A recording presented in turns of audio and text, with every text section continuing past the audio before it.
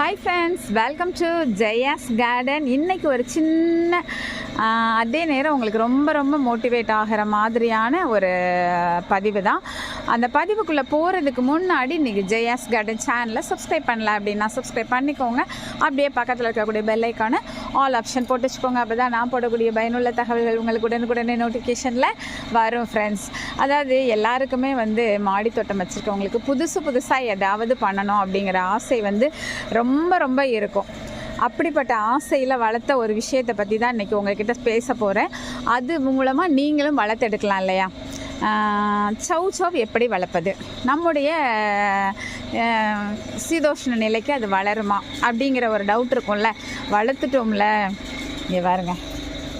இதுக்கு முன்னாடியெல்லாம் சவ் நான் கடைங்களில் வாங்கிட்டு வளர்த்துருக்கேங்க. 2 தடவை விதைக்கிழங்கு 15 ரூபான்னு சொல்லிட்டு 2 தடவை நம்ம மார்க்கெட்டில் போய் காய் வாங்கும்போது கொஞ்சோண்டு வெளியில் அப்படி விதை கொஞ்சம் வெளியில் வந்த உடனே வாங்கிட்டு வந்துடுவேன். பட் அதெல்லாம் தப்பு அப்படிங்கிறத புரிய வச்சது தான் இவ. நீ என்ன வாங்குறது, நானே உன் வீட்டுக்கு வரேன் அப்படிங்கிற மாதிரி எனக்கு வளர்ந்துட்டா. ஸோ இப்போ அந்த ஐடியாவை, என்னுடைய அனுபவத்தை உங்ககிட்ட நான் சொல்ல போகிறேன்.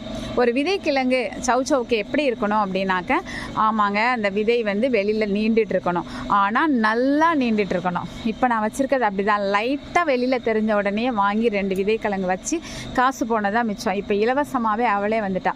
நான் சொன்னேன், நான் வீட்டில் சமைச்சிட்டு மறந்து பாதி அவிலுக்கு போட்டுட்டு பாதியை உள்ளே வச்சுட்டேன் அப்படின்னு.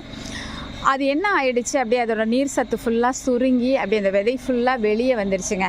ஒரு பாதி விதை கிட்ட வெளியே வந்துடுச்சு, சரிங்களா? ஆனால் மிச்ச பாதியை நம்ம கட் பண்ணி சமையல் பண்ணிட்டோம். சமையல் பண்ணுறதுக்கு எடுத்ததுனால மிச்ச பாதி வேஸ்ட் ஆகிட்டு, மிச்ச பாதி அப்படி வெளியே வந்துருச்சுங்க. அப்படி வெளியே வந்தது மட்டும் இல்லாமல் அதனுடைய நீர் சத்து ஃபுல்லாக போய் அதனுடைய கலர் சேஞ்ச் ஆகிருந்தது.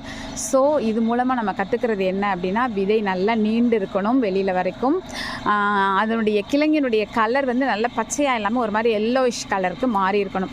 இந்த மாதிரி இருக்கும் பொழுது தான் அது மெச்சூர்டாக ஆயிடுச்சு அப்படின்னு சொல்லி நம்ம சமையலுக்கு விதைக்கு எடுத்துக்கலாம் அப்படிங்கிறத நான் தெரிஞ்சுக்கிட்டேன். சரிங்களா? நீங்களும் அந்த மாதிரி உங்களுக்கு விதைக்கிழங்கு கிடச்சிச்சு அப்படின்னாக்கா வைங்க. அப்புறம் இன்னொரு டிப்ஸு என்ன பண்ணேன் அப்படின்னாக்கா, இதுக்கு முன்னாடியெல்லாம் நல்லா தோண்டி, நல்லானா ரொம்ப ஆழமாக தோண்டக்கூடாதுன்னு எனக்கும் தெரியும். அப்படி ஓரளவுக்கு அது முங்குற அளவுக்கு மேட்டால் தோண்டி மேலே அப்படி வச்சுட்டு மண்ணை ஃபுல்லாக போட்டு கவர் பண்ணிட்டேன். சரிங்களா? அப்படி ஆகும்போது எனக்கு என்ன நடந்துச்சு அப்படின்னாக்கா, அது வேறு அந்த அப்படியே அழுகி போயிடுச்சு, ஃபங்கஸ் வந்துடுது. அந்த மாதிரி பண்ணக்கூடாது. அதே மாதிரி அந்த மேலே உள்ள அந்த இதை ஃபுல்லாக சதைப்பச்சை ஃபுல்லாக எடுத்துகிட்டு விதை மட்டும் எடுத்து வைக்கலாமான்னா அதுலேயும் எனக்கு ஃபெயிலியர் ஆகிருக்கு. ஸோ அதுவும் பண்ணாதீங்க. இந்த தடவை நான் எப்படி பண்ணினேன் அப்படின்னாக்கா, எதுவுமே தோண்டவே இல்லைங்க. சும்மா மண்ணுக்கு மேலே அப்படி போட்டுட்டு கொஞ்சோண்டு ஒரு கை மண்ணை எடுத்து அது மேலே போட்டு விட்டுட்டேங்க. ஸோ ஃபுல்லாக அது மூடவும் இல்லை, ஆழமாக அதை உள்ள தோண்டி வைக்கவும் இல்லை. இதுதான் பெஸ்ட் அப்படிங்கிறத நான் கண்டுபிடிச்சிருக்கேன். 3ஆவது நாள் அழகாக தளிர் வந்துட்டா. இப்போ ஒரு 1 வீக் ஆகிடுச்சு. வாங்க எப்படி இருக்கான்னு காமிக்கிறேன். பார்த்தீங்களா, நல்ல செழிப்பாக தான் வந்திருக்கா. ஆனால் நான் பண்ண இன்னொரு தப்பையும் இதில் நான் சொல்லிடுறேன். இது ஏற்கனவே ஒரு மரம் இருந்து அந்த மரம் பட்டு போனது. அந்த இதில் சத்து இல்லாமல் இருக்கிற ஒரு மண் கலவையில் தான் அவள் முளைச்சிருக்கான். நான் சும்மா தான் வச்சேன், எப்படியும் ஃபெயிலியர் ஆகிருங்கிற மாதிரி மனநிலையோடு வச்சேன். தூக்கி தானே போடுறோம், ட்ரை பண்ணுவோன்னு தான் வச்சேன். பட் நீங்கள் 1:1 ரேஷியோவில் கலந்துக்கோங்க. மண்புழு உரம் கொஞ்சம் போட்டு, இல்லை தொழு உரம், அதுக்கப்புறம் சாதாரண எந்த மண்ணாக இருந்தாலும் பரவாயில்லை. நான் இது கொக்கோபிட் தான் வச்சுருக்கேன். உங்களுக்கு மணல் கிடச்சிச்சின்னா ரொம்பவே நல்லது. இந்த மாதிரி அடியில் கிழங்கு வச்சு வளர்க்கக்கூடியதுக்கு மணல் இருக்கிறது நல்லது. பட் எனக்குலாம் அது கிடைக்கிறதில்ல, அதனால் நான் கொக்கோபிட் தான் போட்டிருக்கேன். அதை சம அளவு எல்லாத்தையுமே கலந்துட்டு நீங்கள் மண் கலவை போட்டுக்கோங்க. பிரமாதமாக எந்த மண் கலவையும் தேவையில்லை. நான் சத்தே இல்லாத ஒரு மண்ணில் இப்போ வச்சுருக்கேன். இதுக்கு இனி ஏதாவது போட்டு இவளை கடகடன்னு வளர்க்க வைக்கணும். ஸோ நான் எப்படி வளர்த்தேன், என்ன மாதிரி விதைக்கிழங்கு இருக்கணும், எப்படி அதை நடணும் அப்படிங்கிறது வரைக்கும் உங்ககிட்ட சொல்லிடலாம் அப்படிங்கிறதுக்காக தான் இந்த பதிவு. இதுக்கப்புறம் இவளை எப்படி நான் வளர்த்தெடுத்து இதில் காய் பறிப்பேனா, எப்படி பறிப்பேன், அப்படி பறிச்சிட்டேன் அப்படின்னா அந்த அனுபவத்தை அடுத்த வீடியோவில் அவள்கிட்ட நான் காய் பறிக்கும் போது உங்களுக்கு நான் ஷேர் பண்ணுறேன். அறுவடையோடு சேர்த்து இவளுக்கு என்னெல்லாம் நான் கொடுத்தேன், என்ன மாதிரி பண்ணணும் அப்படிங்கிற விஷயத்தையும் உங்ககிட்ட நான் ஷேர் பண்ணுறேன்.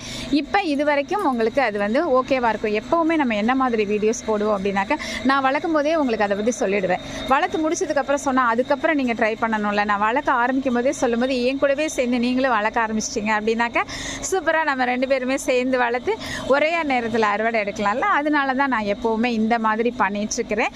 ஓகே, இது உங்களுக்கு பிடிச்சிருக்கும்னு நம்புகிறேன். பிடிச்சிருந்தது அப்படின்னா கண்டிப்பாக ஃப்ரெண்ட்ஸ் அண்ட் ரிலேட்டிவ்க்கு ஷேர் பண்ணுங்கள். மறக்காமல் சேனலை சப்ஸ்கிரைப் பண்ணி சப்போர்ட் பண்ணுங்கள். Okay, bye. ஹாப்பி கார்டனிங் மா. Take care. Bye bye. See you.